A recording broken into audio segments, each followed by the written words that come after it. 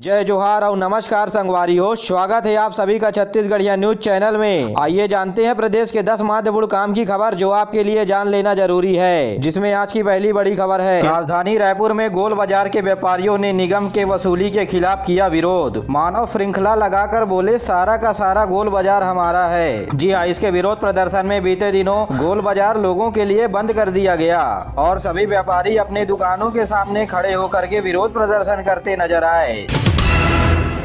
व्यापारियों का यह भी दावा है कि नगर निगम रायपुर के गोल बाजार के व्यापारियों को मालिकाना हक देने का प्रस्ताव प्रस्तुत किया है, जिसमें भी कई सारी गलतियां हैं। भूमि में रजिस्ट्री के लिए गोल बाजार की गाइडलाइन की दर ही नहीं की गई है। जी हां, जिन व्यापारियों के दुकान प्रमुख सड़कों के ऊपर बने हुए हैं, उसी दरों पर अंदर के व्यापारियों के द्वारा टैक्स लिया जा रहा है, जबकि दुकान अंदर होने पर टैक्स कम लगता है। और यही कारण है कि अंदर के व्यापारियों को टैक्स देने की राशि भारी पड़ रही है और सभी व्यापारियों के लिए जगह के हिसाब से टैक्स लगाने की मांग को लेकर के विरोध कर रहे हैं।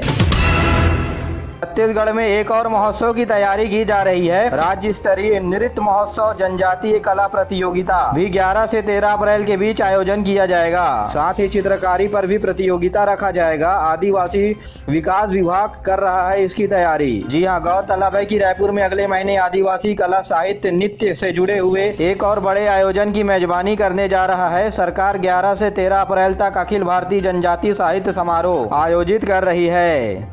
अधिकारियों ने बताया कि कुल 10 विषयों पर आधारित शोध पत्र पर प्रतियोगिता का आयोजन कराया जाएगा। इसमें मुख्य रूप से साहित्य कला और जनजातीय परंपरा एवं संस्कृति, जनजातीय कला में गुदना, बांस शिल्प, काष्ठ शिल्प, धातु शिल्प आदि शामिल रहेंगे। दुर्ग यूनिवर्सिटी में सभी कॉलेजों में होगी ऑफलाइन परीक्षा। कुलपति ने कहा प्रदर्शन छोड़ करके परीक्षा की तैयारी करे छात्र। हेमचंद विश्वविद्यालय के कुलपति अरुणा पल्टा ने स्पष्ट कर दिया है कि आने वाले सभी एग्जाम ऑफलाइन मोड पर ही होंगे। यह यूनिवर्सिटी की ओर से प्रेस रिलीज करते हुए साफ साफ लिखा गया है कि सभी छात्र ऑफलाइन एग्जाम की तैयारी करें, बेवजह किसी भी प्रदर्शन का हिस्सा न बने और पढ़ाई पर फोकस करते हुए परीक्षा की तैयारी करें तथा अपना भविष्य बेहतर करें। आपको बता दें कि विश्वविद्यालय के प्रेस रिलीज के कुछ दिन पहले ही NSUI के द्वारा ऑफलाइन एग्जाम कराने की मांग को लेकर के प्रदर्शन किए जा रहे थे। छत्तीसगढ़ के सबसे नए विश्वविद्यालय शहीद नंद कुमार पटेल यूनिवर्सिटी का अंतिम वर्ष की मुख्य परीक्षा साल 2021-22 की परीक्षा अप्रैल माह में तृतीय सप्ताह से आयोजन कराया जा सकता है और छात्रों को यह भी बताया गया है कि बिलासपुर यूनिवर्सिटी के सभी परीक्षा अवधि के पूर्व समस्त प्रायोगिक एवं अध्यापन कार्य कहा गया है। छत्तीसगढ़ का बजट सत्र सोमवार 7 मार्च से शुरू हो रहा है। राज्यपाल अनुसुईया उइके की भाषण से आज सत्र की शुरुआत होगी। सीएम भूपेश बघेल 9 मार्च को साल 2022-23 का वार्षिक बजट पेश करेंगे। विधानसभा अध्यक्ष चरणदास महंत ने बताया कि सत्र में सवाल जवाब ऑनलाइन प्रणाली से होगा। इससे करीब 58 पेड़ों का कागज लगने वाला विधानसभा भवन में 58 पेड़ बचेंगे और 10 टन कार्बन डाइऑक्साइड कम होगी। विधानसभा अध्यक्ष ने बताया कि सत्र की शुरुआत राज्यपाल के अभिभाषण से होगी। इसके बाद भूपेश बघेल साल 2022-23 का तीसरा अनुपूरक बजट रखेंगे। अनुपूरक बजट पर चर्चा और पारण 8 मार्च को होगा। 8 मार्च को ही अभी राज्यपाल के अभिभाषण पर चर्चा प्रस्तावित है। वहीं इस बार विधायकों ने 1682 सवाल लगाए हैं, जिसमें से 854 सवालों के जवाब राज्य सरकार को देना जरूरी होगा और अब तक ध्यान आकर्षण की 114 सूचनाएं मिल चुकी हैं। 10 प्रस्ताव पर काम रोककर तुरंत चर्चा की मांग की गई है और विधायकों ने 7 अशासकीय संकल्प की सूचना भी भेजी है।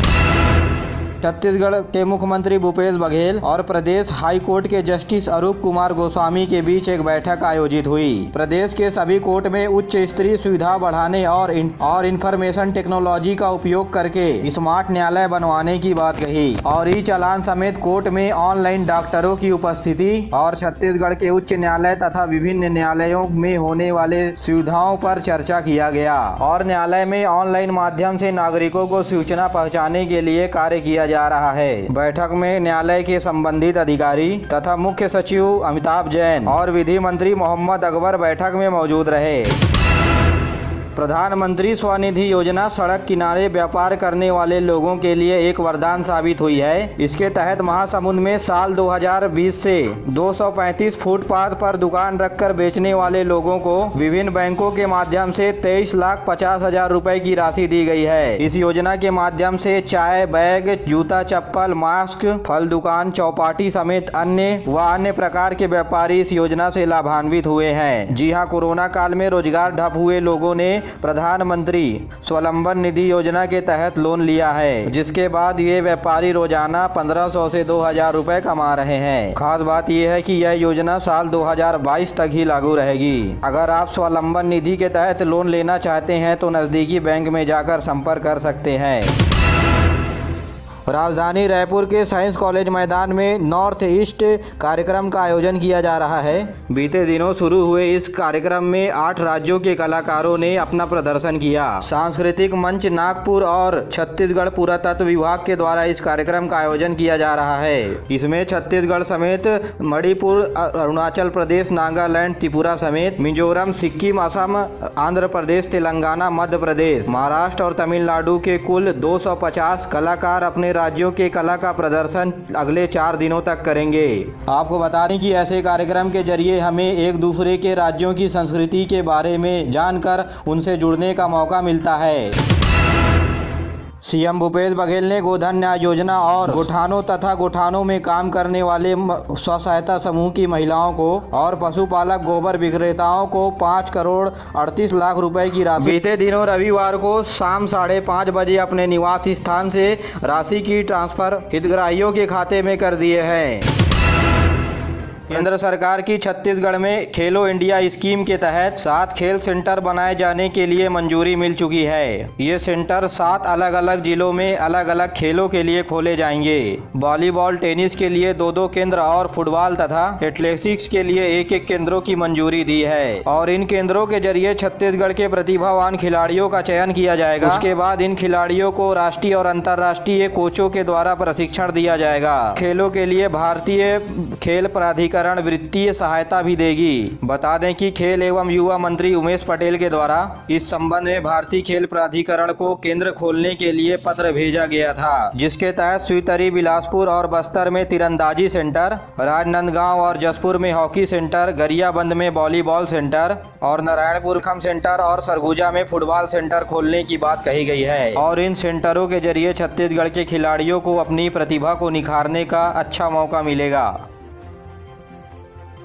राज्यपाल अनुसुईया उइके ने कहा है कि बस्तर में प्रतिभाओं की कमी नहीं है और हमें विकास के लिए सही दिशा पर कदम बढ़ाना होगा। बस्तर के दीक्षांत समारोह समेत कई कार्यक्रमों में प्रवास के दौरान ये बात कही। इस दौरान वे जगदलपुर के आर्ट गैलरी में बस्तर के कलाकृतियों का अवलोकन किया और इसकी सराहना भी की। इसके अलावा राज्यपाल बादल अकादमी में बस्तर की जनजातियों के द्वारा प्रस्तुत सामूहिक कार्यक्रम भी देखे। राज्यपाल अनुसुईया उइके ने कहा कि बस्तर के लोगों के द्वारा बनाया गया व्यंजन अब सभी वर्ग के लोगों को पसंद आ रहे हैं। और राज्यपाल अनुसुईया उइके ने बस्तर में आदिवासी विश्वविद्यालय स्थापना करने की बात भी कही। उन्होंने आह्वान किया कि बस्तर के रहन सहन संस्कृति का अध्ययन करने के लिए बाहर से शोधकर्ता और विद्यार्थी आए।